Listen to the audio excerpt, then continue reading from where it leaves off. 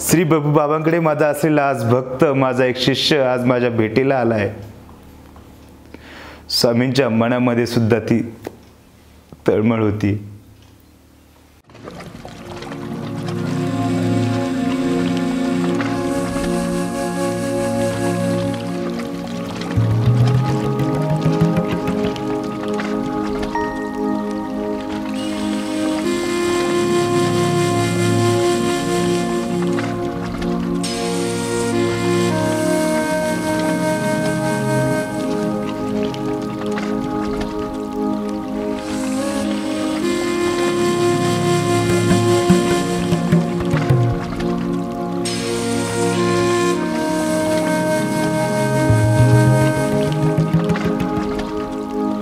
दंडवत प्रणाम मंडळी, मी सागर मते आपल्या सगळ्यांचं मनापासून स्वागत करत आहे तुमच्याच फॅमिलीमध्ये, तुमच्याच परिवारामध्ये, अर्थात मान यूट्यूब चॅनलवरती. लहानपणापासूनचं असलेलं स्वप्न आज पूर्ण होणार आहे. लहानपणी आईसोबत लीळाचरित्र ऐकायला जात असताना कानावरती पडलेलं नाव भेटीचा वड. मराठी भाषेचा आद्य ग्रंथ श्रीमद लीळाचरित्र. या चरित्राचे लेखक माहीम भट्ट हे रुद्रपूरला असताना स्वामींनी स्वतःहून त्यांना बोलावणं पाठवलं आणि भेटायला बोलवलं. तेव्हा त्यांची भेट जिथे झाली ते स्थान म्हणजे भेटीचा वड. किती आगाध असेल लीळा या स्थानाची असेल, किती परमपवित्र हे स्थान असेल. मी तर खूप उत्सुक आहे स्थानवंदन करण्यासाठी. माझ्यासोबत तुम्ही असालच. तर चला, आपला अधिक वेळ न घेता आपण आज जाऊयात श्री क्षेत्र भेटीचा वड. तेथे जाऊयात, भगवंताच्या ठाई अवसर करूयात, तेथील सुंदर अशी लीळा आपण श्रवण करूयात. यायचं आहे ना? तर चला जाऊयात. दंडवत.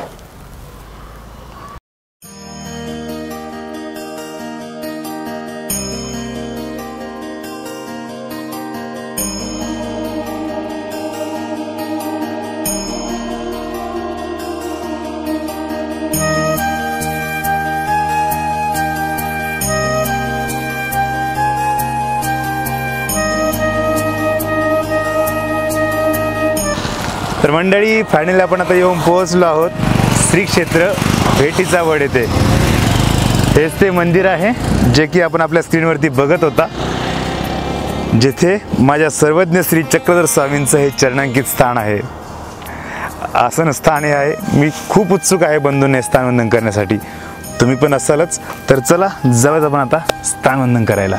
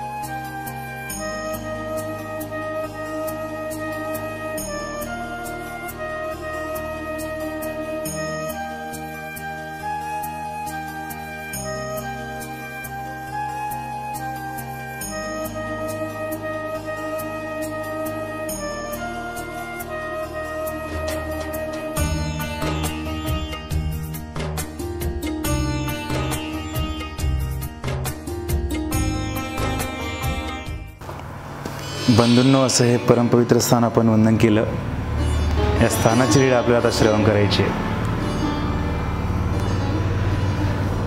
अश्रू डोळ्यातून येणारा क्षण हे स्थान, या स्थानाची सुंदर अशी लीळा.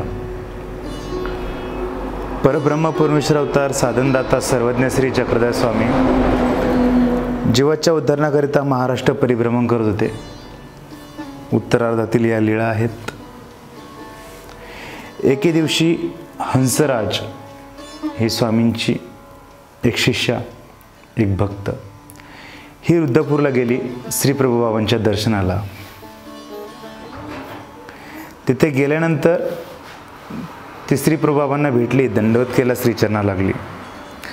आणि तिला सहज आठवलं की स्वामींनी सांगितलंय, तुम्ही जेव्हा रुद्रपूरला जाल तेव्हा श्री प्रभुबाबांना भेटण्याआधी माहीम भट्टांना भेटा आणि त्यांना निरोप द्या की तुम्हाला ताबडतोब स्वामींनी भेटायला बोलवलंय.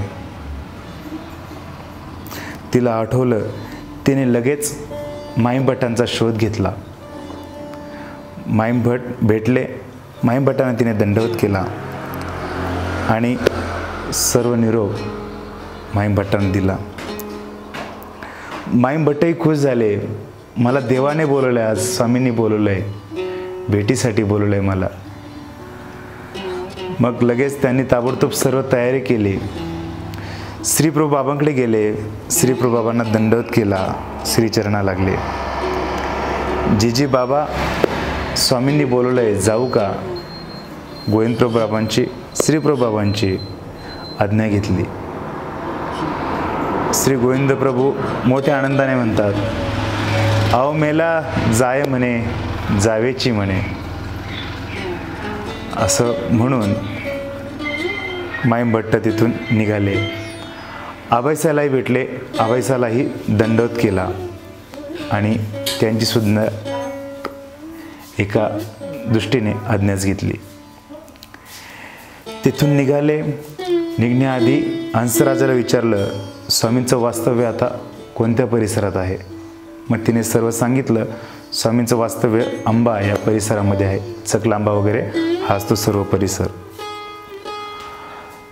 ताबडतोब माहीम भट्ट निघाले.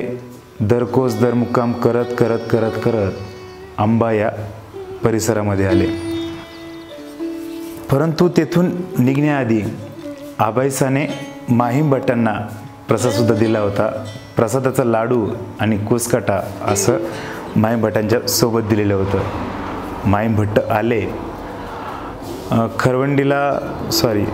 आंब्याला ते आले. आंब्याला त्यांनी विचारलं की स्वामी कुठे गेले? तर त्यांनी सांगितलं, कालच स्वामीजी खरवंडीला गेलेत. मग त्यांनी आंब्याला रात्री मुक्काम केला आणि सकाळी पहाटेच निघाले. घुई नायकाने त्यांच्यासोबत एक भक्तसुद्धा दिला, एक माणूससुद्धा दिला, जो की खरवंडीकडे माहीम भट्टांना घेऊन जाईल. माहीम भट्ट आणि त्यांच्यासोबत दिलेला तो एक माणूस, तो व्यक्ती, ते खरवंडीला आले. खरवंडीला आल्यानंतर त्यांनी तिथे विचारपूस केली. त्यांनी सांगितलं की आता स्वामी येळीकडे गेले. माहीम भट्टांच्या मनामध्ये हर्ष दाटला. मला आता माझे स्वामी भेटणार आहेत. तसेच ते लगबगीने निघाले, ताबडतोब निघाले. येळीकडे जात असताना त्यांना दुरूनच स्वामी दिसले. मनामध्ये एक वेगळा उत्साह, एक वेगळा आनंद. कितीतरी दिवसानंतर मी या स्वामींना बघतोय, हा आनंद त्यांच्या मनामध्ये, त्यांच्या चेहऱ्यावर दिसत होता. झळाळत होता तो त्यांच्या चेहऱ्यावरती. धावत पळत गेले स्वामींकडे. स्वामींच्या डाव्या बाजूला उभा राहिले. स्वामींची तिसरी मूर्ती न्याहाळू लागले आणि दंडवत घालून श्रीचरणाला लागले. इकडे स्वामी सुद्धा आज खूप खुश झाले होते.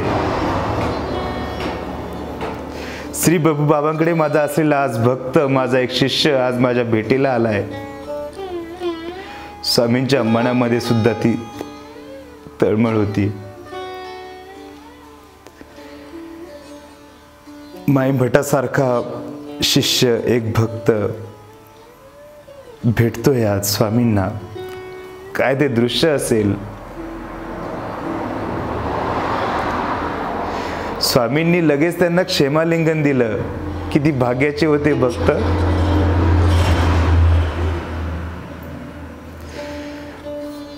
हे सौभाग्य कसं काय त्यांना लाभलं असेल भगवंतालाच ठाऊक.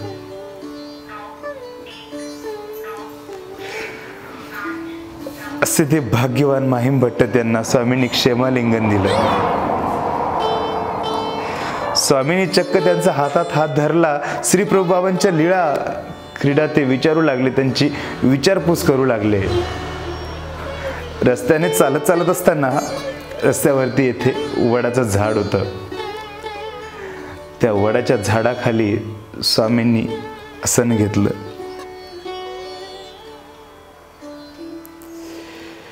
बंधूंनो, खरोखर भावुक झालो तो क्षण आठवून. तुमच्याही कदाचित डोळ्यात अश्रू आले असतील.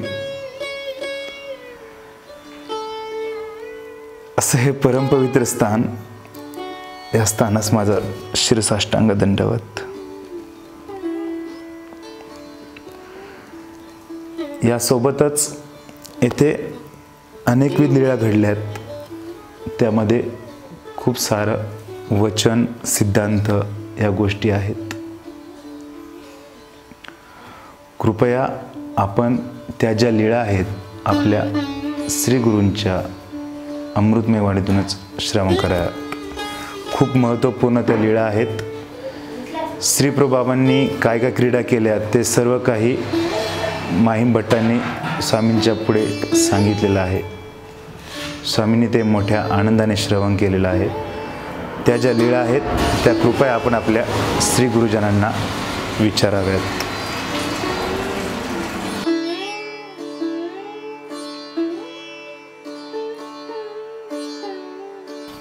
बंधूंनो, हे परमपवित्र स्थान आपण वंदन केलं. या स्थानाला यायचं कसं, रस्ता महत्त्वाचा आहे ना, तर तो पुढील प्रमाणे. पाडळसिंगी पाथर्डी या रोडवरती हे गाव आहे. नॅशनल हायवे क्रमांक 61 या रोडचा तो क्रमांक आहे, नंबर आहे. या रोडवरती पाडळसिंगीपासून नियरली 44 किलोमीटरच्या अंतरावरती तुळजवाडी गावाचा फाटा आहे. तेथे मंदिराची मंदिराची नाही म्हणता येणार, गावाची कमान आहे. त्या गावाच्या विरुद्ध दिशेलाच सर्वज्ञ श्री चक्रधर स्वामींचं हे चरणांकित स्थान आहे. जर आपण बीड पाडळसिंगी मार्गे जर आलात तर तो रोड, आणि आपण जर पाथर्डी मार्गे जर आलात तर पाथर्डीपासून फक्त 22 ते 25 किलोमीटरच्या अंतरावरती भेटीचा वड हे स्थान आहे. पाथर्डीकडनं जर आलात आपण तर टोल नाका आहे. टोल नाक्यापासून फक्त 1 ते 1.5 किलोमीटरच्या अंतरावरती उजव्या हाताला श्री चक्रधर स्वामींचं हे मंदिर आहे. बंधूंनो, खूप खूप खूप महत्त्वाचं हे स्थान आहे, पवित्र स्थान आहे. हे स्थान वंदन करण्यासाठी आपण यायलाच पाहिजे. तर तुम्ही नक्की याल ही आशा बाळगतो.